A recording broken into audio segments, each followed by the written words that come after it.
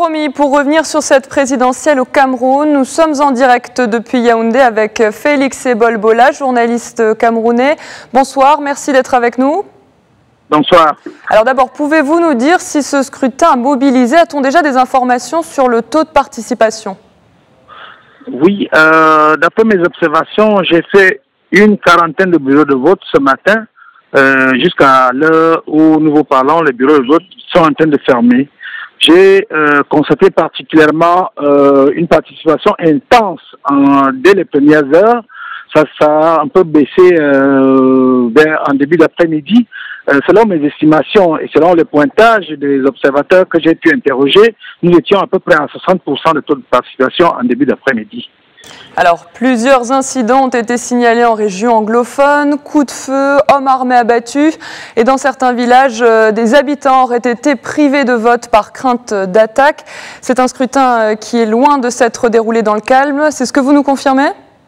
Je confirme effectivement que dans les zones anglophones du pays, le scrutin ne s'est pratiquement pas déroulé parce qu'il règne une terreur pas inexplicable là-bas.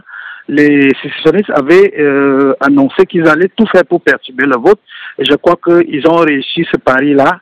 Il n'y a pas eu grand monde dans les rues. J'ai eu quelques informations de confrères ici et là, dans la zone anglophone, qui me parlaient de cars de transport plein de personnes qui faisaient le tour et on craignait l'existence de charters de votants. Par ailleurs, à la prison de Bamenda, une consoeur qui a été sur place m'a fait part d'une grogne de prisonniers parce qu'il y a 40 prisonniers, 40 détenus qui ont été sortis de là nuitamment pour aller voter contre la promesse de paiement de 20 000 francs CFA. Alors, une dernière question, les résultats ne devraient pas être connus avant une semaine.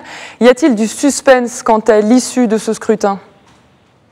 Appropriément, honnêtement, je ne crois pas qu'il y a le suspense. Le seul suspense, si on peut parler ainsi, ce serait peut-être de savoir à quel taux le président sortant sera élu. Je crois que le jeu était suffisamment verrouillé. Vous savez, on est ici, vous l'avez rappelé tout à l'heure, c'est une élection à un seul tour. Et le président sortant, M. Biya, qui a la machine de l'État, qui nomme les membres de l'ECAM, qui nomme un certain nombre de personnes, je crois qu'il n'y a pas de grand suspense à attendre. Il y a également autre chose que vous n'avez pas signalé tout à l'heure. Il s'est avéré que dans plusieurs bureaux de vote, les bulletins d'un certain nombre de candidats, notamment Maurice Kamto et Joshua aussi, leurs bulletins étaient soit insuffisants, donc rapidement épuisés, soit étaient arrivés avec retard.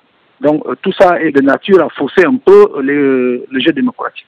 Merci Félix Ebol-Bola. Je rappelle que vous étiez avec nous depuis Yaoundé.